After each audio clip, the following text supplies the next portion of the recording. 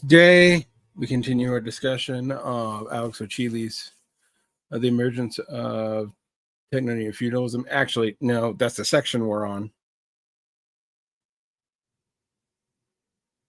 We are in American Affairs, Techno-Feudalism versus Total Capitalism, and we are on the section, The Emergence of Techno-Feudalism.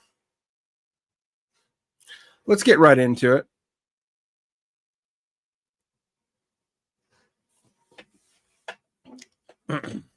If the centuries-long history of capitalism is drawn to a close and the beginning of the end was only fairly recent, dated to the neoliberal era, which is itself a little strange, Durand traces techno-feudalism's emergence with the defeat of the Soviet bloc and globalization and free movement of capital, aka, Durand would actually be arguing that capitalism was dependent on communism to work. Assuming that you think the USSR was communist or trying to achieve it. Anyway, Dean develops her idea to, quote, synthesize the effects of 40 years of neoliberalism.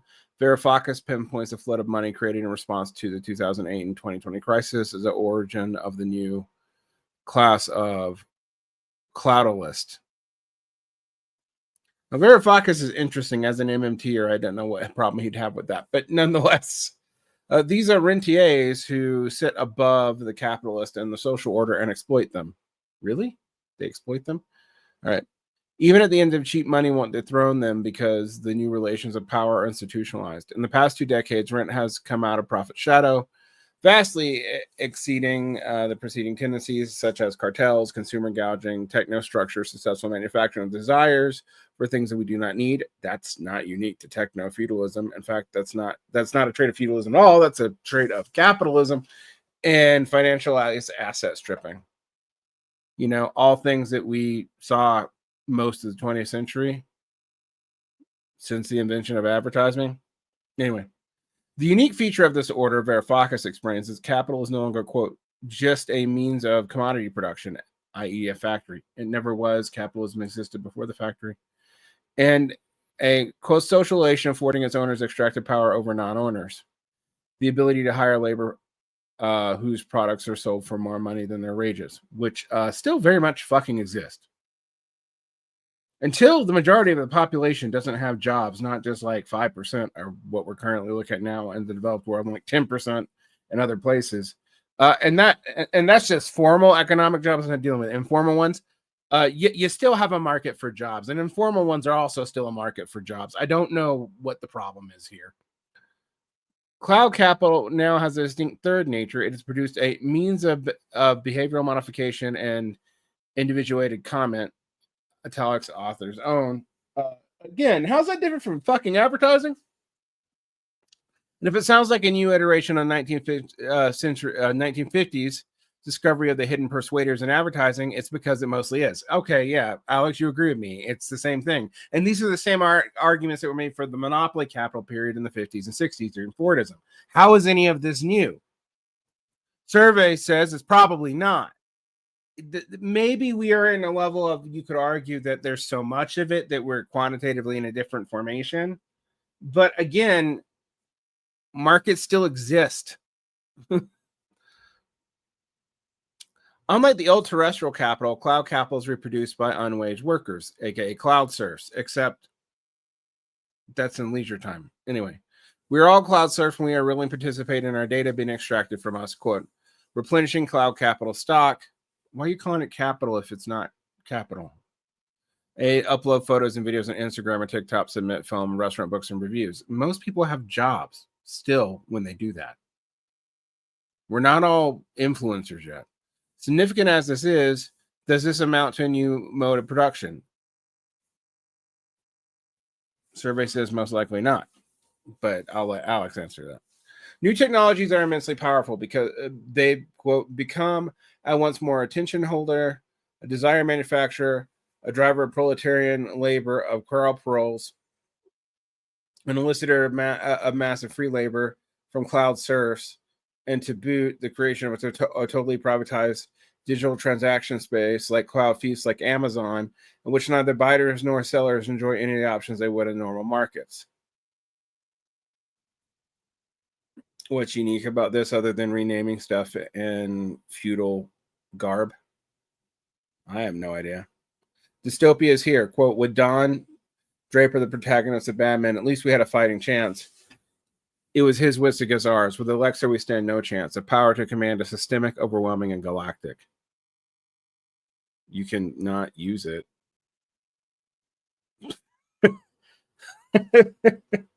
There's still physical stores, motherfucker. Anyway, one of the strongest parts of the book concerns behavior modification and killing off of the liberal individual, snuffed out either by fascist brown shirts or by Stalinist guards. No, stuffed out neither by fascist brown shirts nor by Stalinist guards, but by capital. It implied that it was capitalism. When it began to instruct youngsters to do the most liberal things, be yourself. Again, nothing unique to the internet or anything here. Here we find the recuperation of countercultural ideas of capitalism. This was shit was happening in the fucking 60s at the time. There's nothing new there. Absolutely nothing new there. We've been talking about this for half a century, actually more than half a century. The first books on this came out before that shit was even over. They were already being rented by the end of the 60s as it was happening. Oh my God. What a facile analysis. Holy shit. Why do people keep on telling me to take Yanis Faroufakis seriously? Why do I see liberals talking about this all the time on TikTok? Because I do now. It's super common. We're not in capitalism, we're in techno-feudalism, but also Trump is a communist dictator. What the fuck are you guys talking about? The last thing I need is a bunch of brain dead younger millennials and Zoomers recapitulating bad arguments from botched political economy. Anyway. Here we find the recuperation of countercultural ideas by capitalism. Again, but by capitalism, not by whatever techno-feudalism shit you're talking about. A new way of stimulating consumption and legitimizing the spirit and the so-called new spirit of capitalism. But again, not new. We've been talking about it since the end of the monopoly capital period or Fordism. The issue is that neither here nor when claiming that platforms set themselves up as the only gang in town, isolating sellers from one another, does Faroufakis make a convincing case for the whole techno-feudal edifice, or even that this is new. I mean, he seems to be ignoring the way television worked. I mean, admittedly, you didn't create your own thing for television, but it would be like arguing that ham radio, if it ever monetized successfully, would have been a form of feudalism. That's nuts. After all, supermarkets have been exercising similar, if not totalizing, monopoly power for decades. Yes, they have. And have been the object of protests by French farmers as early as the 1960s, with similar mobilizations across Europe up to the present. And leftists often don't know what to do with those because they're of a mixed character. But I'll come back to that later, maybe. Durand, in contrast, does not start with what he, as an observer, believes to be new and bad. He begins instead with Silicon Valley's own self-preservation and self-justification, which is probably a sounder place to start, frankly. It's always the smarter of these books that don't get as much credit. Maybe Jodi Dean's will be different, but still. This may be well-trod terrain, but Durand's account is sensitive and structured. Ideology is a means to aggregate wills, and to do so must offer a perspective that is general and practical, to propose a vision of the world that, in producing the means, allows for the deployment of actions at a local level. As Durand sees it, we see what we encounter in Silicon Valley is the last utopia of work, the startup offering full professional autonomy, except that's over now. Thank you, AI. But he couldn't have known that when he first wrote this. A sense of collective adventure and a high chance of failure, but also a distant luster of invention and fortune, which justify the risk. Silicon Valley thought engenders 5 paradoxes. First, it reinvigorates the economic structures through an ecology of startups, ends up with a return of monopolies, which that would have been obvious if you studied in the 19th century, but it is a paradox if you're a dumb liberal. And economic structures become increasingly rigid. The flexible startup movement was just that, a settling in period, or an accumulation of capital, or something. Second, in lieu of workplace autonomy, we have an intensification of control. That we absolutely do. Thank you, Palantir and Israeli technology. An increase in managerial demands and a reduction in the employee decision-making. Michael Kolecki's classic analysis about the way workplace discipline and political stability are more appreciated by business leaders than by profits is relevant here. But the insight referred to to a post-war situation of full employment. In this century, tech capitalists can ask themselves, why not both? I mean, after all, we have a declining population, so you can even drop a bunch of workers and it doesn't make the unemployment go up because you got natural attrition and you just don't hire.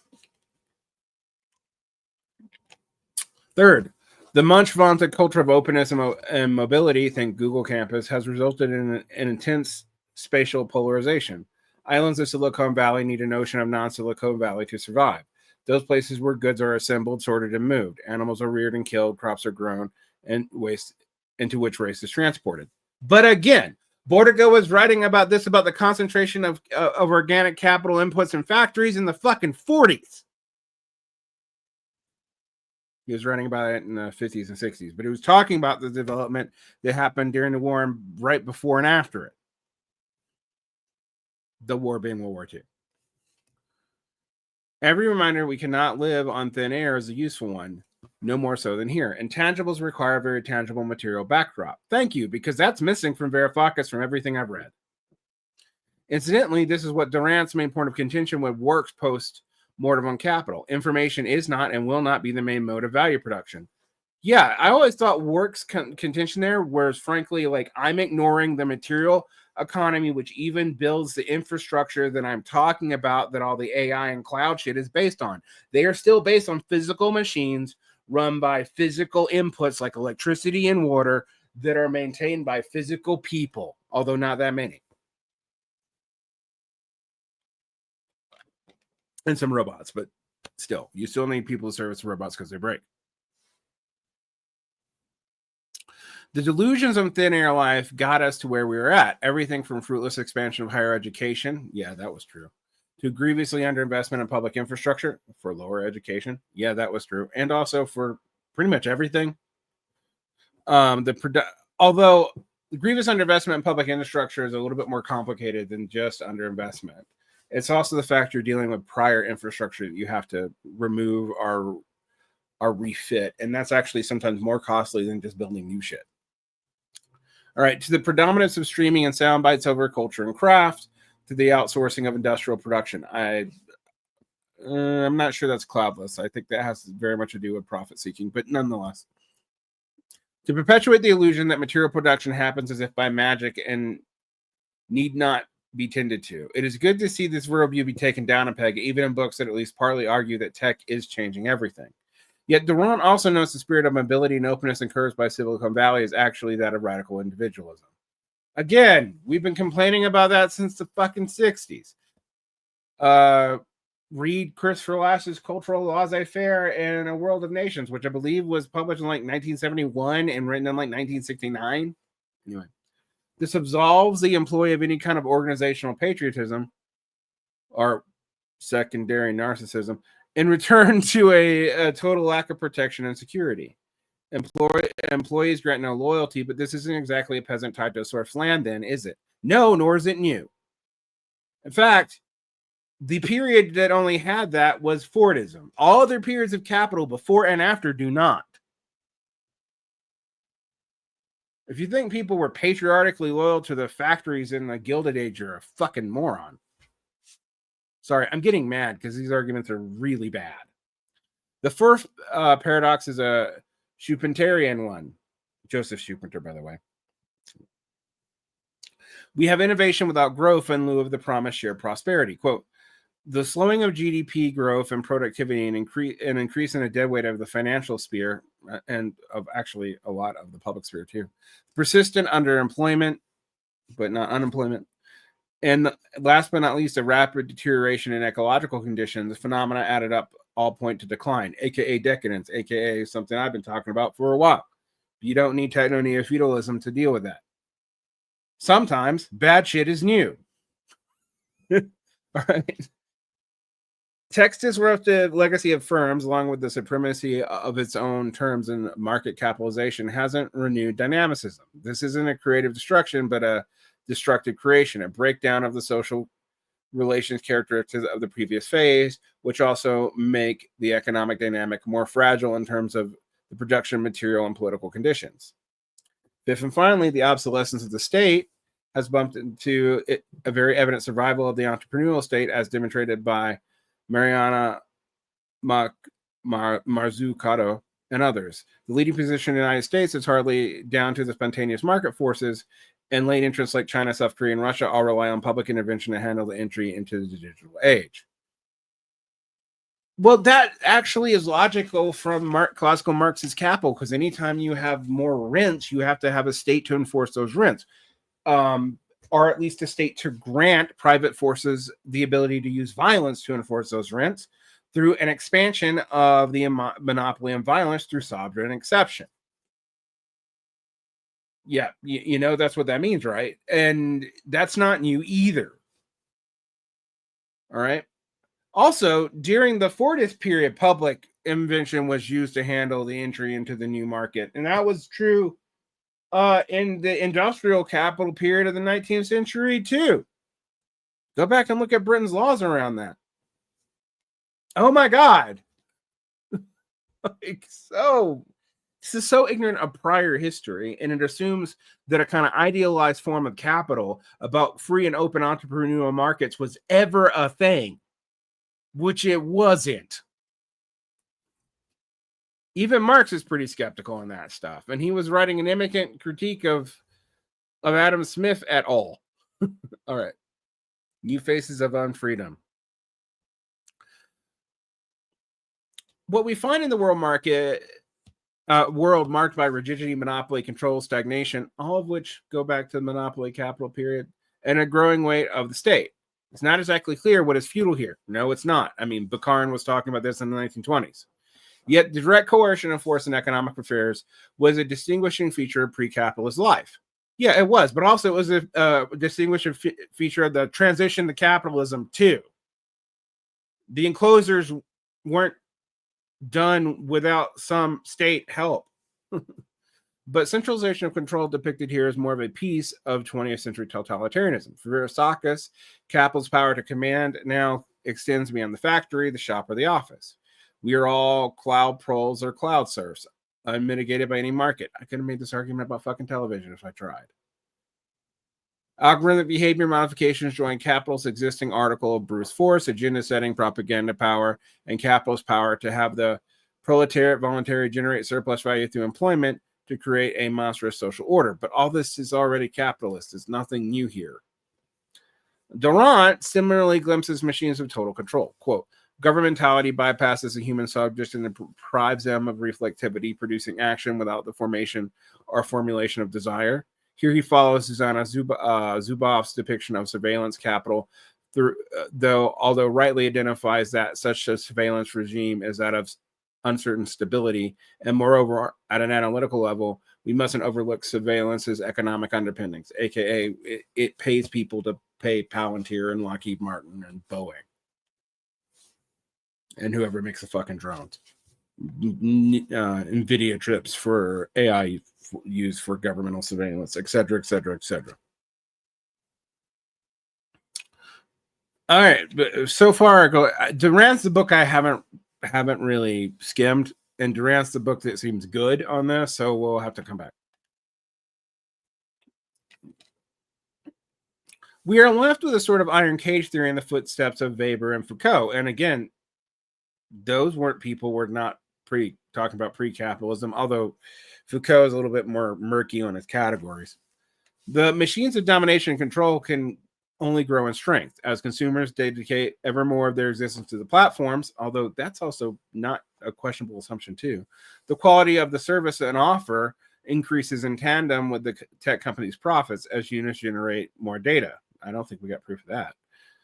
It's the interest of the platforms to lock users into their ecosystems by limiting interoperability with their competitors. Their growing strength thus goes hand in hand with the logic by which the internet itself becomes more fragmented. Now, I think that's true. That's a fair observation. Tech critic Cory Doctorow's work is a posit here. In the Internet Con, How to Seize the Means of Computation, and other books, Doctorow got a lot smarter in the 2020s than he was in the 2010s. And I've always kind of had a soft spot for him. Doctorow wields the demand for interoperability as a wedge to break up big tech's control. A pro-market logic of free competition would mean means of undermining the giants of the market. But Doctorow's work also alerts us to a countervailing tendency.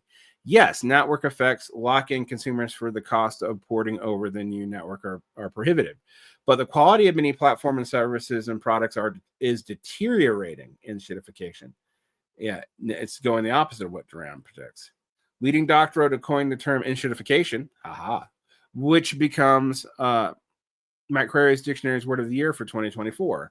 Platform abuse consumers to the point that consumer retention may become difficult. See what's happening to Facebook. While Meta is still strong, Facebook is having rapid deterioration. Now, we've been predicting the possible demise of Facebook since 2015 when it became the old person social media, but it really is becoming unpleasant and difficult to use. It may not be easy to leave, but exhaustion with tech is growing. The flip side to surveillance is the apparent attachments to the subjects of digital Gillespie. Just log off, we might answer, when considering social media.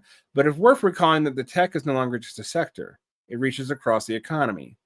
One of Dr. Rowe's favorite examples is the way in which a farmer cannot perform maintenance on his John Deere tractor himself because of technological restrictions, including digital rights management, prevents users from repairing and modifying devices on their own. Yeah, this is a big deal in the farm world. Copyright law on software locks are used to enclose physical property, and it is likely that only a political campaign in favor of the right to repair can overturn these technologies of control. If you can't fix it, you don't own it, honors Dr. Rowe. And along these lines, opposition to techno-feudalism would take the form of the demand for ownership and for market competition. It's one form of capitalism versus another. Not feudalism. All right.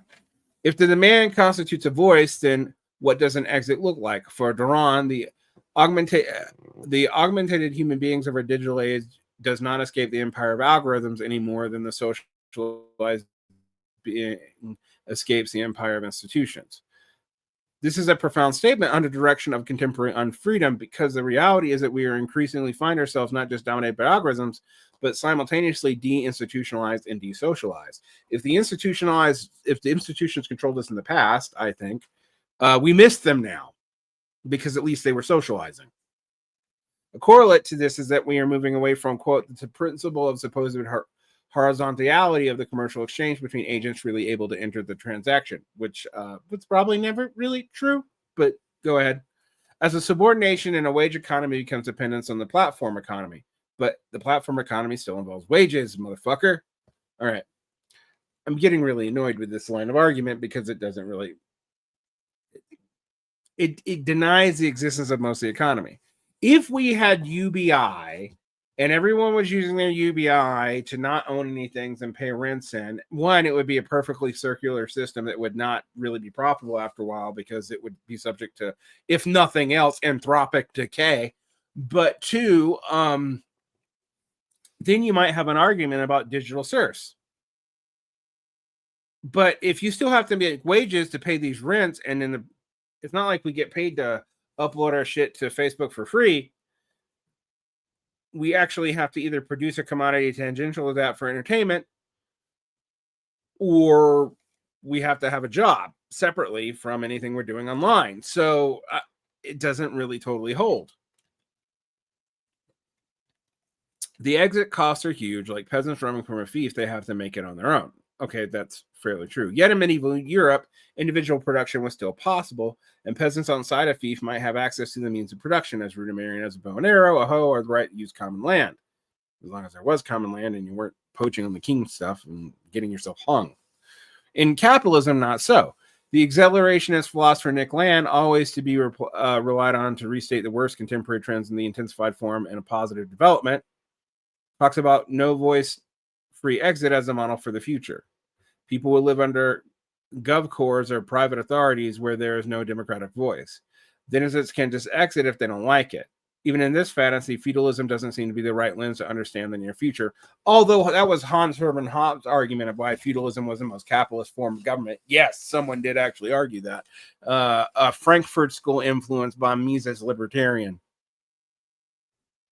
who has had a disproportionate effect on Land and Kordashavin, but since people don't read the 90s and aughts von Mises people, only their weird Silicon Valley hybrid beast creations, people aren't aware of that.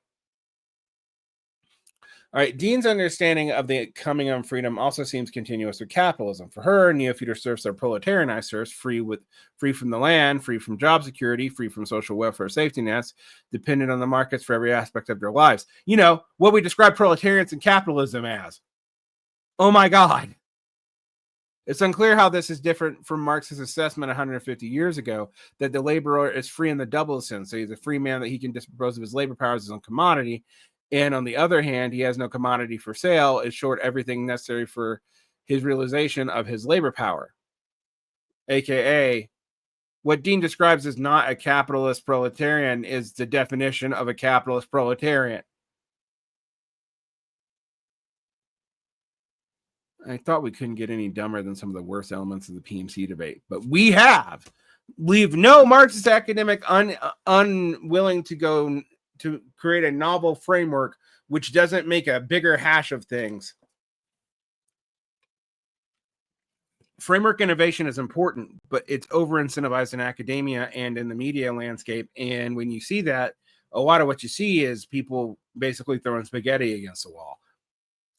Dean's riposte is, if under capitalism we sell ourselves, under neo-feudalism we pay a fee to access the market where we sell ourselves. But we already did that. There were fees to access the market to sell yourself in the 19th fucking century. Just because it's mediated through a computer doesn't mean it's new. All right. But consider in the 19th and 20th century company towns, workers were paid in script, overpriced tokens, such that the workers had to pay back their wages for their means of subsistence. Actually, I do think that's closer to feudalism than what techno-feudalism is. I actually have argued that a lot of the workers in company towns were not even proletarian. But let's get to this. Our modern day migrants who pay recruitment agents thousands of dollars to relocate them to work grueling jobs in, say, the Gulf states and have their passports stripped from them. And yes, that's already the case. I mean, I dealt with this as a teacher. I didn't have my passport stripped from me, but I had to pay money to get access to recruiters. Dean might respond that the Gulf states are precisely the hot harbingers of the techno-feudal future, and actually she might have a case there.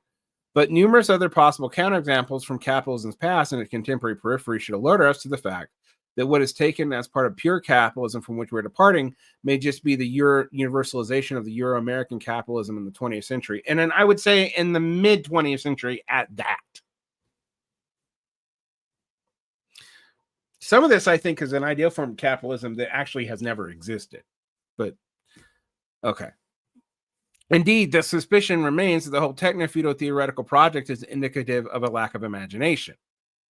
Cough, cough, cough. Feudalism follows capitalism, follows feudalism. This logic resembles the thinking of many on the left who assumed the only possible order that could follow neoliberalism was a turn to social democracy. Yeah, the entirety of the millennial left thought that shit. Not all of it, but most of it. It became the dominant trend. And it still kind of is in the DSA center and right, which is still the dominant thing because it controls several of the progressive magazines these days. And the difference between the progressive and the social democratic socialist magazines has dropped dramatically. And honestly, the left-wing movement within the DSA itself is almost like an imminent critique of this failure.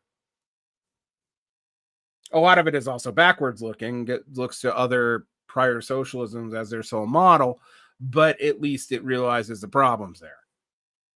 All right.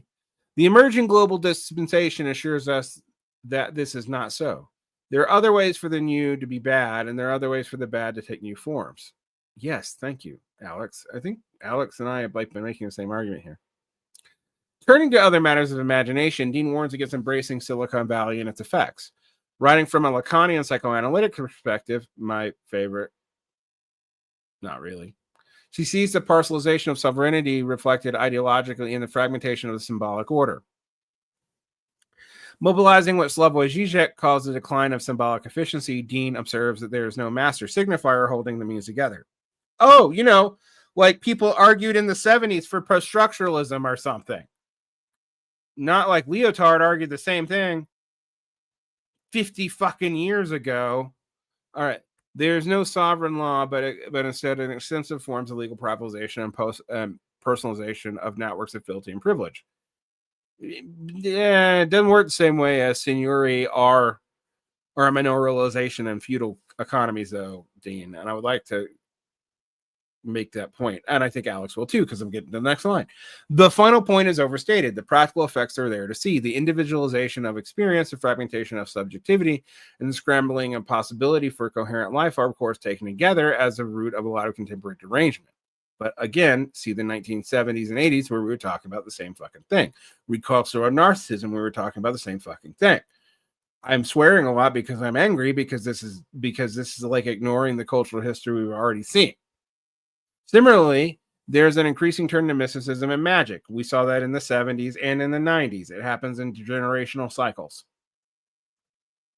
Dean is right to warn those of a libertarian bent, both on the right and the left, not to embrace the fragmentation as democratic pluralization. I agree with Dean there. It's not democratic.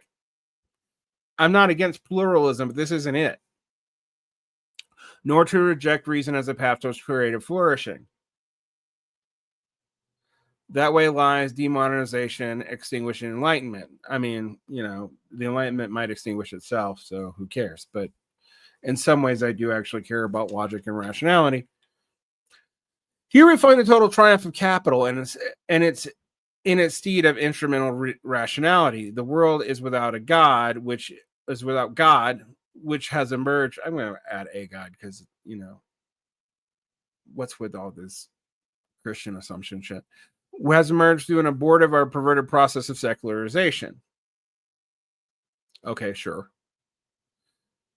Without secularization, rational beliefs become harder to map and less internally coherent because there's no outside force to discipline them to be internally coherent. Like we might talk about the greater irrationalities of formal religion based on big lies, and that's probably fair.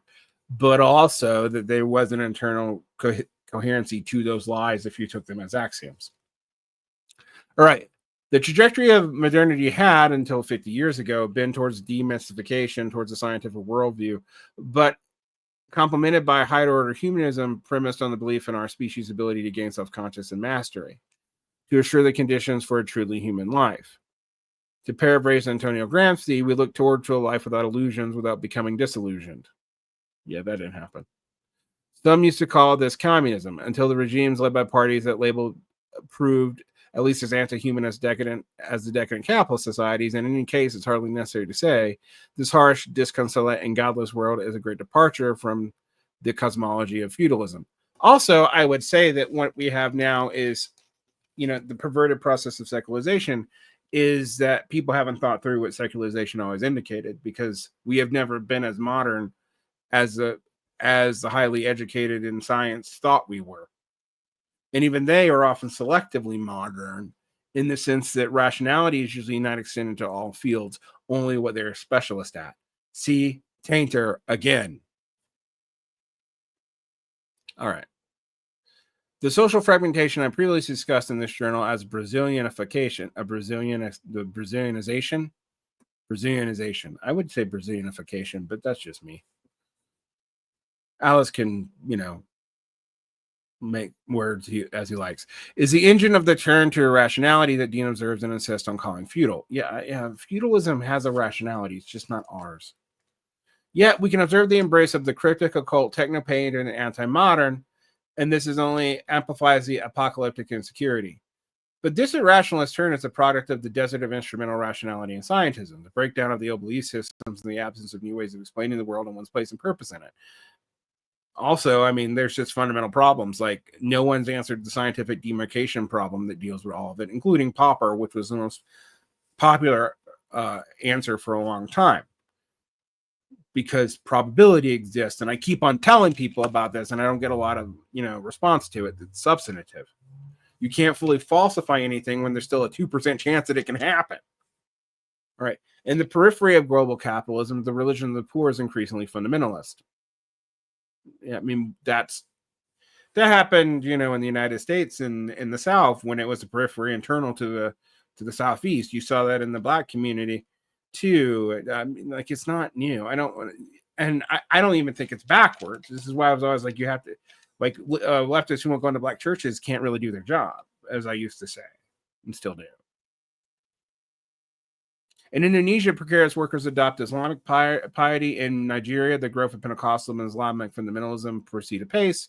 And in Brazil, sometimes apocalyptic evangelical Christianity has grown to be a significant political force, as well as weirder forms of Catholicism. Feudal talk is a distraction from decay. It's mediac plaything. It cannot function as a fire alarm. It cannot function as a fire alarm nor a pair of binoculars. This is not to say the observations of techno-fuel theorists are without use. No, there's a lot of good observations here, although some of them are not new or unique to this period of capitalism, except maybe in scale. And they're not making that argument that the scale is what changes things. Also, it wouldn't make a lot of sense because the scale is not what would make the scale of things they're talking about. We're not present in feudal society. The only thing they have is rents and maybe an argument about the decline of markets, but Durand doesn't seem to, and I know Gene doesn't actually make the same arguments about the decline of markets as Varoufakis does, because Varoufakis is very easy to refute. All right. What they describe may be real, but they misunderstand its nature. Well, Alex and I are obviously pretty sympathetic, since my complaints are often like what he's saying 2 paragraphs down. And I'm coming off as harsh on Dean. I actually think Dean's book has insights to it, but its fundamental framework's messed up.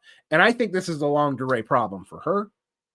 Like her communicative capitalism stuff beforehand and her stuff about power law and the rejection of labor theory of value is not new for her. It's consistent throughout her work, going back to her early work. In fact, the only argument I ever had publicly with Amber A. or Amber Frost, as she's now known, excuse me. I don't mean to give her old name. Was about me disagreeing with Dean on the rejection of Marx's critique of labor theory of value.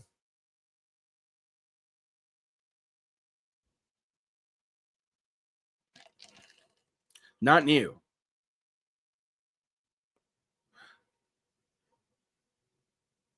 All right. And on that note, I'm ending this section. We will come back in 1, maybe 2 more sections and finish this together. Have a great day.